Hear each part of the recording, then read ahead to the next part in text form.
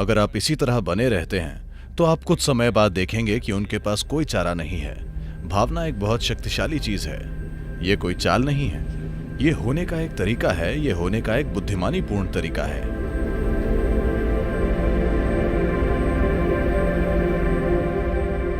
सतगुरु, क्या आप हमें सद्भावना बनाने और बोध को संभालने के बारे में कुछ बता सकते हैं? तो सद्भावना कैसे बनाई जाए? मैं एक चोटी की कंपनी के लिए एक कार्यक्रम कर रहा था। वो वाकई दुनिया की सबसे बड़ी बहुराष्ट्रीय कंपनियों में से एक है। वहां के चोटी के 25 अधिकारी 2 दिन के कार्यक्रम में बैठे थे।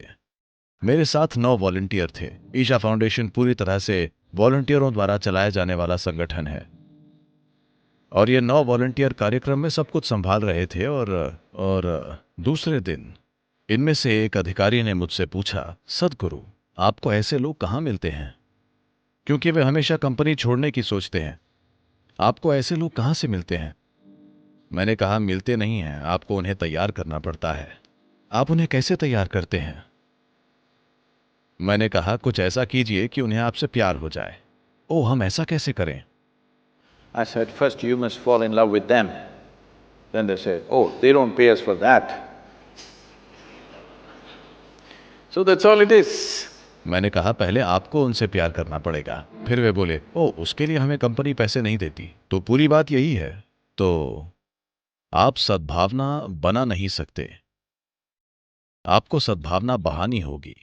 अगर आप इसे हर किसी को देते हैं तो ये कई तरीकों से आपके पास लौट कर आएगी, पर आपको इसकी चिंता नहीं करनी है कि आपके पास वापस आती है या नहीं। यही आपके जीने का तरीका होना चाहिए, इसे होने का तरीका होना चाहिए, ताकि आप स्वाभाविक रूप से हर किसी को अपनी हर उस चीज में शामिल कर लें जो आप हैं। कुछ उत्तर देंगे, कुछ उत्तर नहीं देंगे, और ये ठीक है, ये उनका चुनाव है। लेकिन जहां तक आपकी बात है, कोई विकल्प नहीं है। आप हर किसी के साथ प्रेम में पड़ गए हैं। उनके लिए वे फिर भी चुन सकते हैं, लेकिन कुछ समय बाद वे अपना चुनाव खो देंगे। उनके पास कोई विकल्प नहीं बचेगा। अगर आप इसी तरह बने रहते हैं तो आप कुछ समय बाद देखेंगे कि उनके पास कोई चारा नहीं है। शुरू में वे ऐसे बर्ताव करेंगे जैसे उनके पास विकल्प है, लेकिन थोड़े समय बाद उनके पास कोई विकल्प नहीं बचेगा।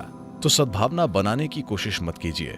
देखिए, जब मैं कहता हूं कि किसी चीज के साथ प्रेम में पड़ जाइए, तो मैं बस ये कह रहा हूं, जिसे आप प्रेम कहते हैं वो आपकी भावनाओं की एक खास सुखद स्थिति है। भावना एक बहुत शक्तिशाली चीज है। हालांकि लोग हर तरह की तार्किक बकवास करते हैं, फिर भी दुनिया इंसानी भावनाओं से संचालित है। हाँ, क्या ऐसा नहीं है? कौन चुना जाता है वो अब भी भावनाओं से संचालित होता है ना? देश में या दुनिया में कौन लोकप्रिय है, ये अब भी भावनाओं से संचालित होता है ना? जिन लोगों पर आपने कभी दृष्टि नहीं डाली है, वे ही लोग हैं जिनके साथ आप प्रेम में हैं। कृपया देखिए। हाँ, आप अमिताभ बच्चन को या तेंदुलकर को या ब्रैड पिट या किसी और को, शायद एंजेलिना जोली को देखते हैं। माफ कीजिए। आप उन लोगों के साथ प्रेम में हैं जिनको आपने कभी नहीं देखा है, क्योंकि आपकी भावना की प्रकृति यही है।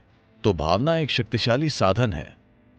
तो अगर आप अपनी भावनाओं में लगातार मिठास बनाए रख सकते हैं तो आप अपने आसपास की हर चीज के साथ प्रेम में होंगे। अगर आप ऐसे हैं तो लोगों के पास कोई चारा नहीं बचेगा। इसलिए ये कोई चाल नहीं है, ये होने का एक तरीका है, ये होने का एक बुद्धिमानीपूर्ण तरीका है। क्योंकि वे आपके प्रेम में पड़ते हैं या नहीं पड़ते हैं, आपका जीवन बहुत सुखद और मधुर होगा।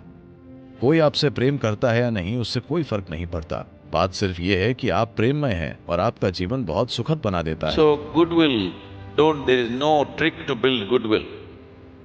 तो सद्भावना बनाने के लिए कोई चाल नहीं होती, उसे चालाकी कहते हैं। कोई तरकीब नहीं है, आप बस ऐसे बन जाइए। जो उत्तर देते हैं वो उत्तर देंगे, जो नहीं देते वो नहीं देंगे। इसमें क्या समस्या है?